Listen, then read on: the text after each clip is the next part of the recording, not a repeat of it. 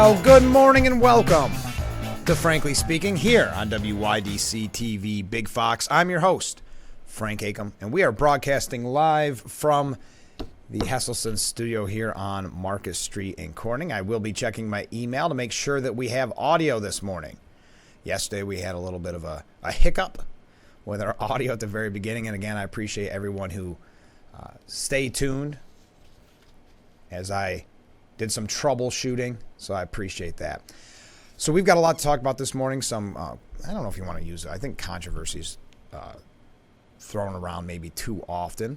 Oh, good. So that sounds good. Thank you. We got a message. Sounds good. Little controversy, some things that the president said yesterday and did yesterday. We're also going to take a look at,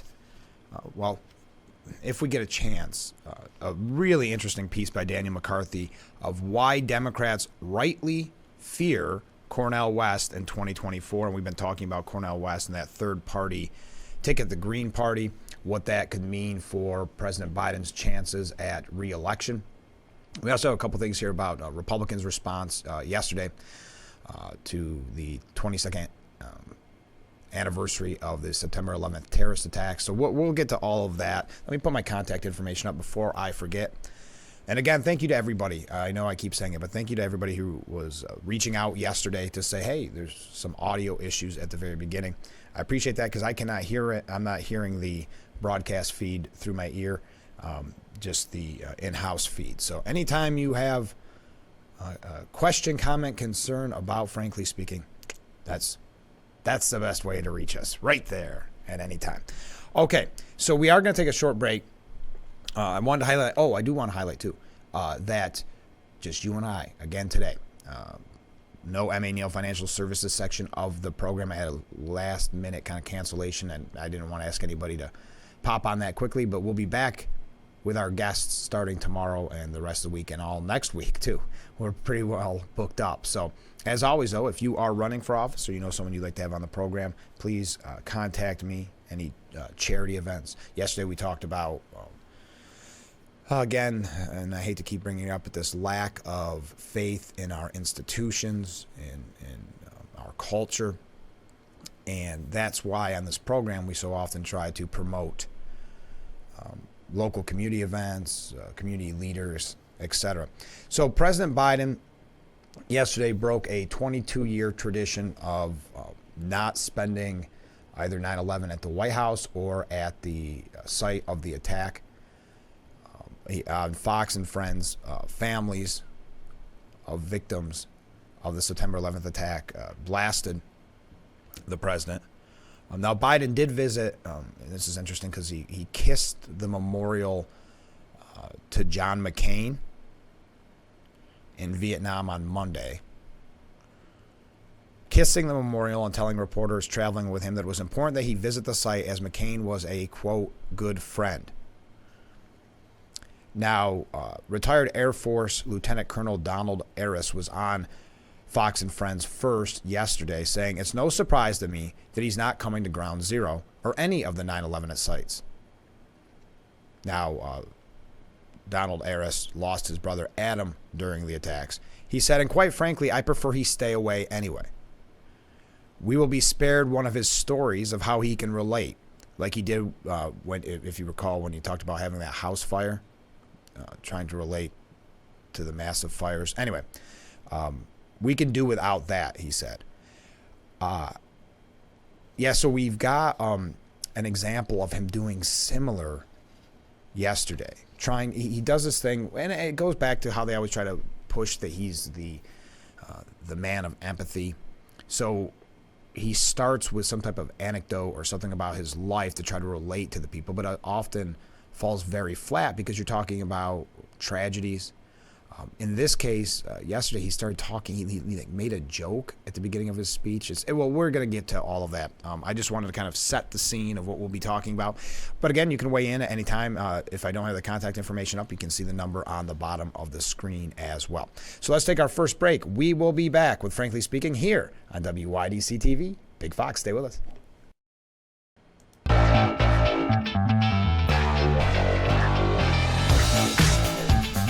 And we are back with Frankly Speaking here on WYDC TV Big Fox. I'm your host, Frank Acom, broadcasting live from the Hesselson studio here on Marcus Street in Corning. So we're talking about yesterday's various ceremonies and some of the events surrounding the 22nd anniversary of September 11th. CNN actually did a fact check here on the president because Biden, and it's so weird how he does this on such a regular basis, which is make some false claim about his past. Now, the media will twist it as CNN did here because they can't come right out and say it was a lie. So they say it is possible, of course, that Biden genuinely misremembered when he had a visit to Ground Zero when it occurred. As president, though, he has repeatedly made false claims about his past. I just wonder if they would give the same deference to any Republican president, that he misremembered. Was that something, when we reflect back and you saw some of the clips from that day 22 years ago, and you see George W. Bush, and you start to remember how he was treated by the media as well. Everything negative, of course. So I don't think they would have said at the time George W. Bush misremembered something, or of course they're not going to say it with Trump. And by the way, we did receive a comment during break, which was, too bad Trump didn't get the Ground Zero. The media would have had a nervous breakdown. They would have had a nervous breakdown. But anyway, I want to get back to what Biden said. So what he said is, I join you on this solemn day to renew our sacred vow, never forget. Now, some people are criticizing him about never forget because he was in Alaska, but that's neither here nor there. We never forget, each of us, each of those precious lives stolen too soon when evil attacked. Ground Zero in New York. I remember standing there the next day and looking at the building, and I felt like I was looking through the gates of hell. It looked so devastating because of the way from where you could stand. Now, even in his own book, he wrote in a 2007 memoir that he headed back to the Capitol on September 12, 2001, and he spoke that day in the U.S. Senate. So a minuscule thing, but something I think worth mentioning at a time when poll after poll shows that the president is not, and this is by the voters, by people in the poll after poll showing that they're concerned about his mental health, let's put it that way, to be as polite as possible. So, yeah, you could say he misremembered or he just fabricated a little bit about his past. But, again, it's very interesting to me how the media, because I always try to look at all this through the media lens, how they try to twist it and really defend him. So he also, as I said, made a joke at the beginning of his remarks on 9/11. We're going to talk about that when we get to a break, because there's a lot of criticism in the media today on Biden. Now, some of it from conservative outlets, but some not so much, like CNN, like I just showed you there. That's what's interesting. Are they trying to, because the New York Times has actually been pretty tough on the president lately as well, are they trying to maybe send the signal that they want someone else in there to run? Andrew Sullivan yesterday brought it up on the program saying, stand down. We gotta get somebody else in there. And he's not a Trump person. Very often we hear, as Republicans, Nikki Haley's the only one that can win. I like Nikki Haley. But I always take that with a grain of salt, because the people saying that are the ones that never want to see a Republican win anyway. So I do find it interesting when you have Democrats pushing maybe this narrative that Biden's not doing that great of a job. And no one is defending Harris. So I don't want to get on too long of a tangent here, because we have a lot more to talk about the actual news. But I would love to have you weigh in on what did you think of yesterday's, not just the negatives that we're hearing, but about yesterday's tributes in general.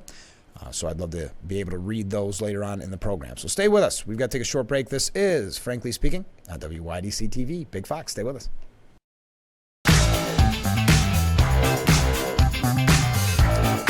And we are back with Frankly Speaking here on WYDC TV Big Fox. Thanks so much for joining us this morning. I'm your host, Frank Acom, broadcasting live from the Hesselson studio. We're talking about the president's remarks yesterday on the 22nd anniversary of 9/11. Some people calling, and this is a quote from Fox News, gross, because he made a joke at the beginning. I guess you could call it a joke at the beginning of his speech. Again, trying to make himself relatable, I suppose. He took the stage at a ceremony in Anchorage commemorating the attacks that took the lives of nearly 3,000 people. He said, "Governor Dunleavy, it's good to see you. The governor and I have something in common. We're both from Scranton, Pennsylvania. I wish I had him playing on my high school ball club when I was playing. I could have been All-American having you in front of me." And then he began to acknowledge that it was a solemn day. Josh Hawley's communications director even wrote sarcastically, somber and respectful. Yeah, I'm just not sure what the point is there. It's got to be one of those scenarios, too, where his handlers get very nervous whenever he goes off script, right? We saw it, and there's a piece here that I might get to later on about when he talked about the lying, dog-faced pony soldier, I think is the term. When he gets off script, it normally goes awry, to put it politely. So some criticism there. So we're going back-to-back criticism. It's not going to be all that, but I would like to hear your take on it. Then, because they talk about him having the smartest people in the room around him, right? His handlers. Did you see that they had to delete a tweet thanking the Vietnamese president because they put a photo of the wrong leader in? Now, when they said Biden deletes, I think we all know Biden is not sitting in Air Force One coming up with his own tweets. I think we can all safely say that it is somebody else coming up with this. So there's probably someone that got reprimanded very quickly over this, maybe even lost their job. But people jumped on it because they had to delete it, of course. John Hazen wrote, "Yikes." National Review contributor Pradheep Shankar sarcastically noted, "Smartest people in the room."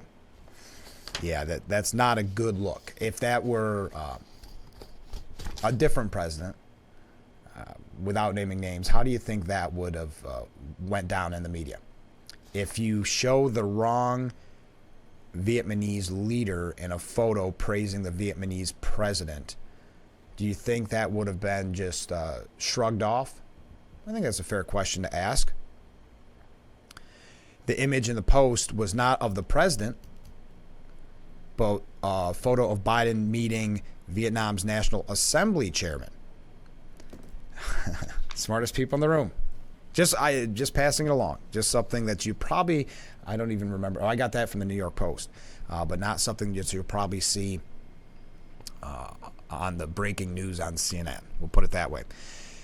Also, they're receiving backlash, and I guess this is going to be a trend this morning before I go to break. Backlash, maybe it could be the word of the day here on Frankly Speaking, but for praising Saudi Arabia on 9/11, the administration did. The White House is facing backlash online after praising Saudi Arabia on the 22nd anniversary of the 9/11 terror attacks.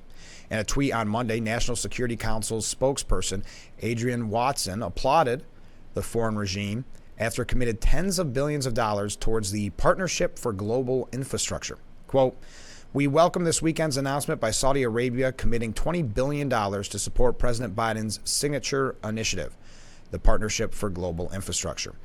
Now, a lot of people pushing back on this, saying posting on 9/11 and 20 minutes after the first tower fell, just incredible timing. Now, if you're not familiar or you're not aware, Saudi Arabia has long been accused, allegedly, as they would say in the news, of helping to fund and assist the 9/11 terror attacks. Of the 19 al-Qaeda members involved in hijacking the 4 commercial airliners that day, 15 were citizens of Saudi Arabia. The Biden administration also declassified in 2021 a 16-page FBI report that showed apparent links between Saudi nationals in the U.S. and numerous hijackers. So just, again, timing. It's the same with, and I'm sure you've heard it by now, but this prisoner swap deal.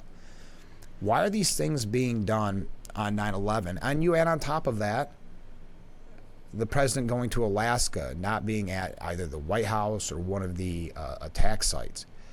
Why would you?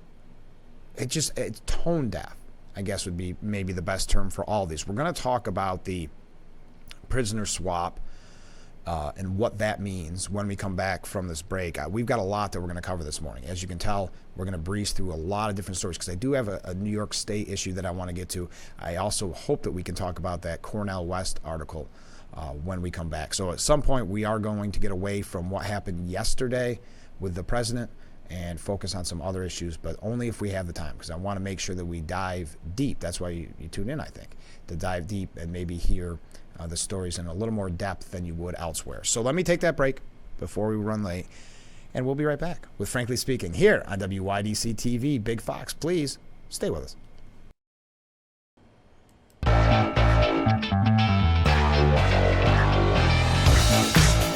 Welcome back to Frankly Speaking here on WYDC TV. Big Fox putting that contact information up for you again. If there's anything you would like to reach out, questions, comments, concerns, criticisms. So as I mentioned, there was a deal. And again, why on September 11th? I guess that's my question. But the U.S. has moved to advance prisoner swap deal with Iran and release $6 million in frozen Iranian funds. Do not worry, though. That $6 billion will only be used for humanitarian trade, Blinken wrote. The funds will be available only for humanitarian trade. Well, whew, thank heavens. So they have cleared the way for the release of 5 American citizens, and that's always great news. I'm not going to demean that part of it. By issuing a blanket waiver for international banks to transfer $6 billion in frozen Iranian money from South Korea to Qatar without fear of U.S. sanctions. In addition, as part of the deal, the administration has agreed to release 5 Iranian citizens held in the United States. The waiver drew criticism of President Joe Biden from Republicans and others who say the deal will boost the Iranian economy at a time when Iran poses a growing threat to U.S. troops and Mideast allies.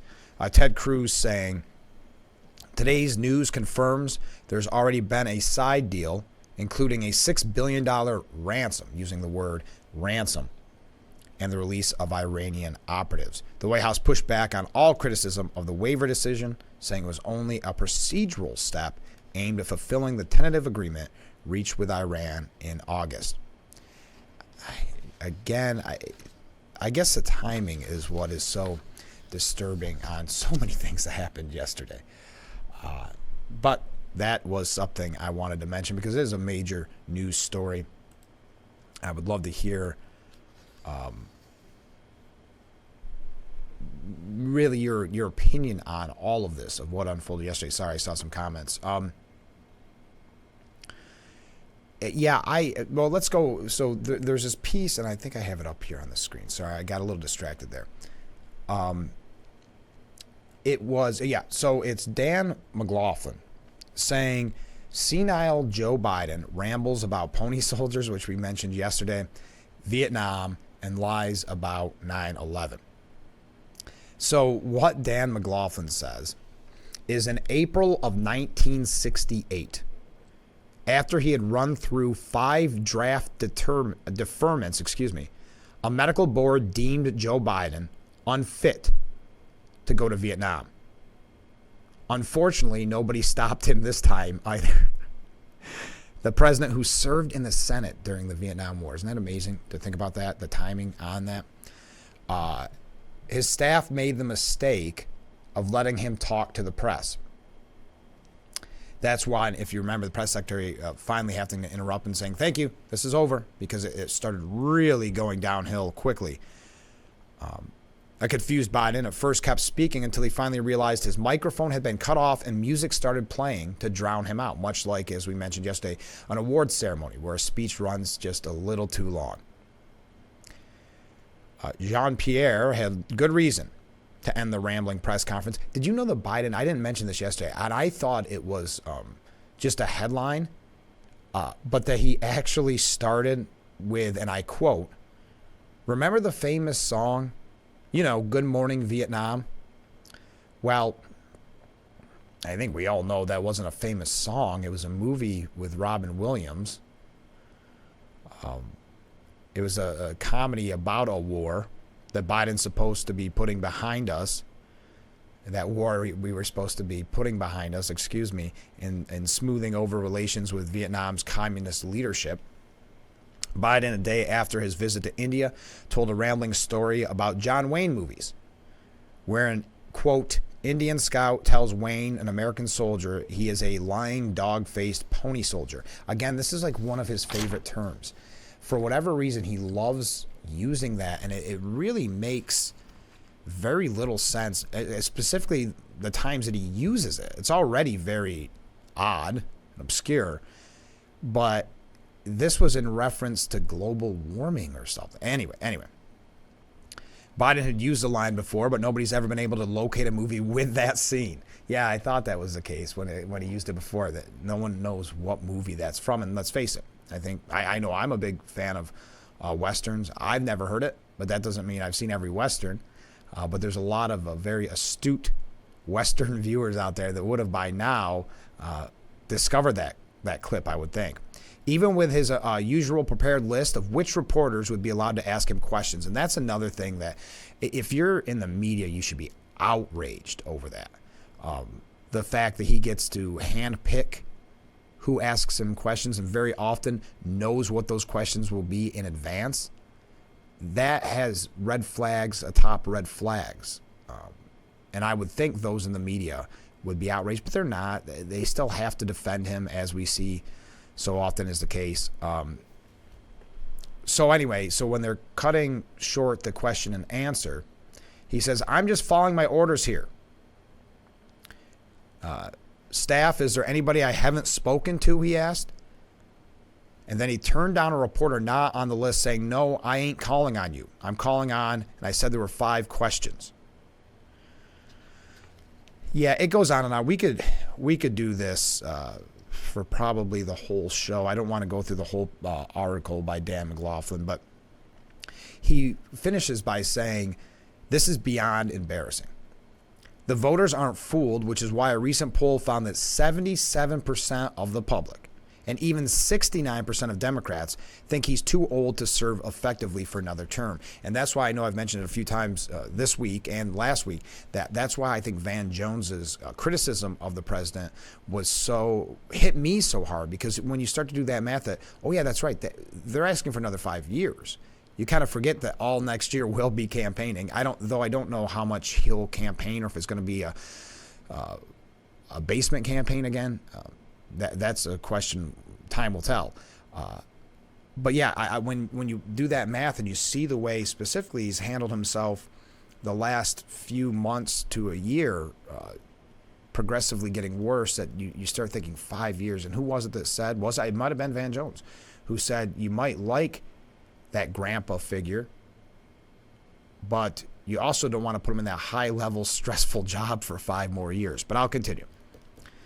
His entire game plan for the upcoming election is just to point to Donald Trump and tell us we could do even worse. That's their strategy so far, though. I didn't see the commercial. Maybe you did. I don't think it probably played around here. But that $25 million ad campaign that they put out to try to convince you that the economy is really good. And we're seeing that from talking heads in the media as well. Why don't the American people understand how good the economy is? Well, because we go to the grocery store, because we put gas in our tank. But another example of the media telling us, never mind what you're experiencing and seeing and feeling. Believe us, everything's good. So he had to put out, because Bidenomics is very unpopular, rightfully so. Very unpopular. So they're putting out this $25 million ad campaign, really ahead of time from everybody else, to try to convince you, some would say dupe you, into believing that the economy is really, really good. But finally, America deserves better choices. So not a fan here of Trump, I don't believe, Dan McLaughlin. It deserves a commander-in-chief who is in command, not one who constantly looks and sounds if he drift off into a nap if they just let him find his easy chair. Now, there were other, and I thought it was fair enough to bring those issues up. It was not what you would call a stellar last few days for the president. But Republican presidential candidates weighed in with their tributes on 9/11. As we heard from that one viewer, it's too bad that Trump couldn't be at ground zero. Sure, that would have been very interesting to see how the media covers it. But he did release a statement saying today and this is former President Trump, today on the solemn anniversary of those monstrous attacks, we remember the 2,977 precious souls who were savagely taken from us on that morning 22 years ago, leaving a void that can never be filled. No matter what happens, it can never be filled. Former Vice President, I should say, Mike Pence, authored an op-ed for Fox News to commemorate the anniversary. It's quite a lengthy piece here, but the crux of it is today Americans will again pause to remember the 2,977 lost on 9/11 and their families. Their memory will live on in the hearts of the American people forever, and we will never forget or fail to honor the heroes forged that day and every day since defending our nation. All very nice statements, not getting a ton of coverage in the mainstream media. Ron DeSantis saying 22 years ago, 19 terrorists took 2,977 innocent lives in the deadliest attack against America in our history. We will never forget. Nikki Haley, who the media is praising as much as possible, as much as they can, a Republican, for whatever reason, I still don't see the underlying reason why. I guess it's kind of like I like Nikki Haley, but a Jeb Bush scenario where they feel that if she were to win, she may be the most moderate option, perhaps. And of course, they could never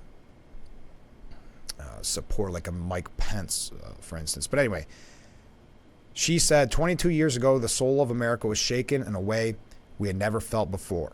Terrorists came into America and murdered thousands of our citizens on our soil.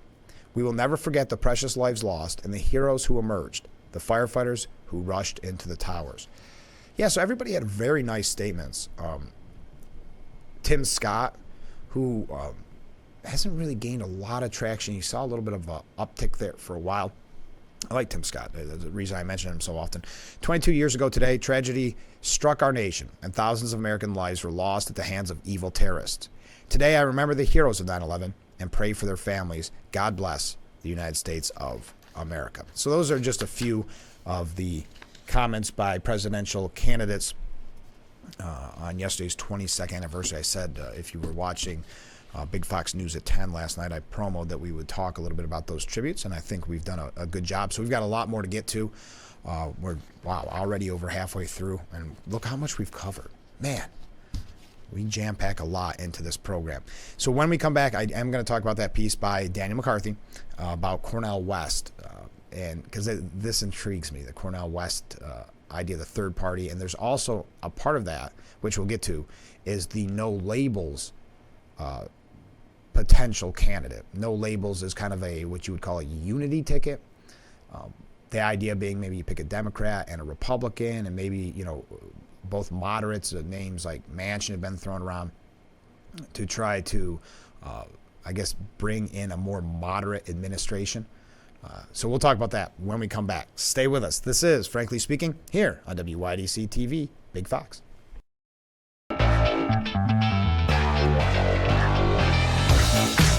Thank you again for joining us here on Frankly Speaking on WYDC TV Big Fox. I'm your host, Frank Acom, broadcasting live from the Hesselson studio here on Market Street in Corning. So the piece by Daniel McCarthy that I've been highlighting all morning. Why Democrats rightly fear Cornel West in 2024. If you're not familiar, that is Cornel West there on your screen. The former Harvard professor is one of the nation's most prominent progressive intellectuals, and he's seeking the Green Party nomination for president. I will admit, when I first heard that, it was kind of shocking.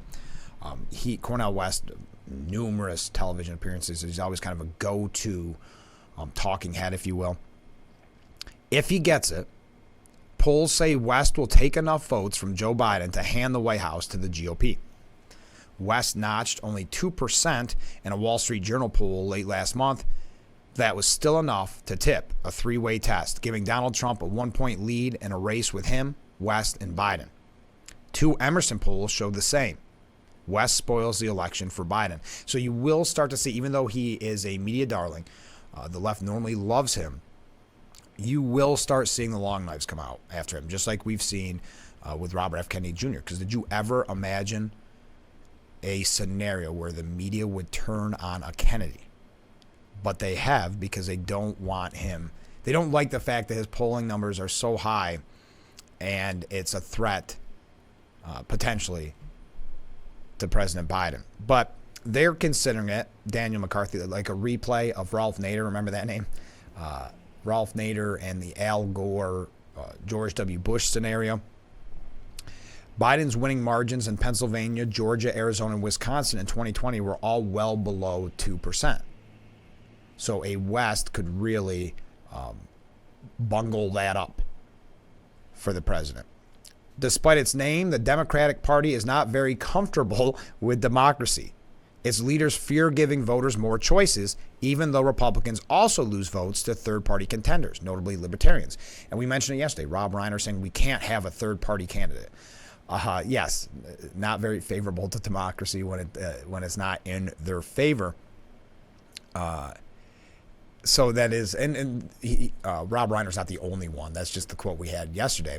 But they definitely do not like viable third-party candidates because it will affect Biden. It says, and you go to, that's a good point. Sorry, I just got lost in my thoughts. That Bernie Sanders, if you remember, who really probably should have won the primary against Hillary Clinton, but the fix was in, if you recall. I always thought if you were a Bernie Sanders supporter, I don't know how you don't quit the Democratic Party at that point. Because it would be, I always equated it to, imagine if Trump was clearly going to win the nomination and all of a sudden the power brokers, the elite talking heads in the Republican Party said, no, never mind, it's Jeb. We think Jeb's our only chance, so Jeb's our candidate. That's what it felt like when you look at Hillary and Bernie. But anyway, the Democrats didn't like Bernie being kind of a outside factor. Now, he ran, of course, in the Democrat nomination, but they put the fix in on him that he could not beat Hillary Clinton. Anyway, that was a little bit of a tangent. The Biden and Clinton campaigns both used races against Sanders, insinuating his focus on class was insufficiently anti-racist. That won't work against Cornel West. His appeal to progressives is also largely economic, but West is black. He's an outspoken Christian socialist, just as Sanders was proud to call himself a democratic socialist.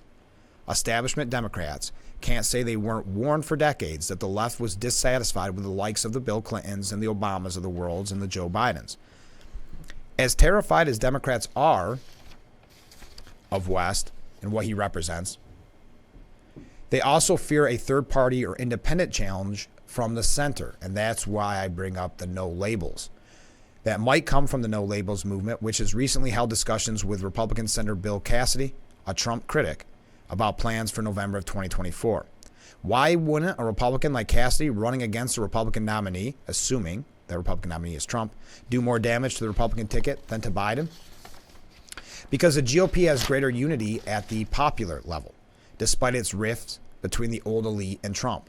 Democrats, on the other hand, have a unified elite and a fragmented electorate. Even Bernie Sanders and AOC have rushed to defend Biden against the threat posed by West. But West speaks for progressives by the hundreds of thousands or millions when he says the Democrats are, quote, beyond redemption. Negative partisanship, voting against a party you dislike more, is a mighty force in presidential elections, yet it isn't all powerful. If Biden can't give even the traditional left a reason to vote for him, and not simply against Trump, then when he loses next year, the fault will be all his own, not Cornel West. I thought that was a very good piece. You could find the whole thing at the New York Post, but I am running late, so stay with us. This is, Frankly Speaking, here on WYDC TV. Big Fox, stay with us.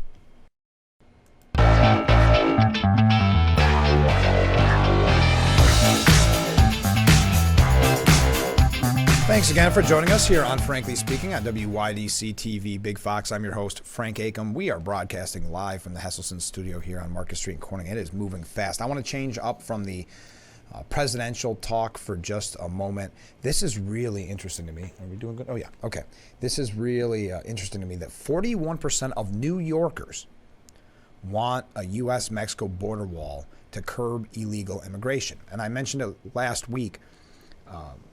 A lot of people are in the city specifically are getting outraged because kids are being displaced at schools. And Miranda Devine, was it Miranda? No, Betsy McKay. I always have trouble with her last name, but from the New York Post has a really fascinating piece about it this morning, saying the New York City migrant surge is a disaster for learning for all kids, everyone involved. So that's opening a lot of eyes. So even in blue leaning, it says, and I think blue leaning is a very nice way of saying far left, New York, a significant number of residents want the U.S. government to construct a wall along the entire southern border with Mexico to curb illegal immigration. The Siena College poll, which was released yesterday, found that, or actually released this morning, found that roughly 4 in 10 New York State respondents, 41%, support the border wall championed by former President Donald Trump and abandoned, of course, by his successor, President Biden. Half of New Yorkers, 50%, said they oppose a border wall blanketing the entire southern border, with the remaining respondents undecided. Even in the immigrant-heavy metropolis of New York City, 38% of residents said they support a border wall, as did 35% of Latinos. These numbers are really fascinating. New York City and the Empire State are considered sanctuary governments that welcome undocumented migrants who come here illegally. So we could go through with a fine-tooth comb, all the very specific numbers, but you get the general gist because there seems to be quite a public backlash over this. Some blaming Mayor Adams because he ran as kind of a tough candidate, tough on crime, that type of thing. A lot are blaming Governor Hochul, and those two seem to want to blame President Biden, put it at his feet. So it's really kind of one of those strange bedfellows scenario. So you can find all the numbers yourself right there at the New York Post. We don't have time to read all of it, but if you even recall late last week, or was it this weekend, maybe Mayor Adams saying the migrant crisis is going to destroy New York City. So maybe that's why we see 41% of New Yorkers want U.S.-Mexico border wall to curb illegal immigration. Fascinating. We got to take another short break. Stay with us. We will be right back with Frankly Speaking here on WYDC TV. Big Fox.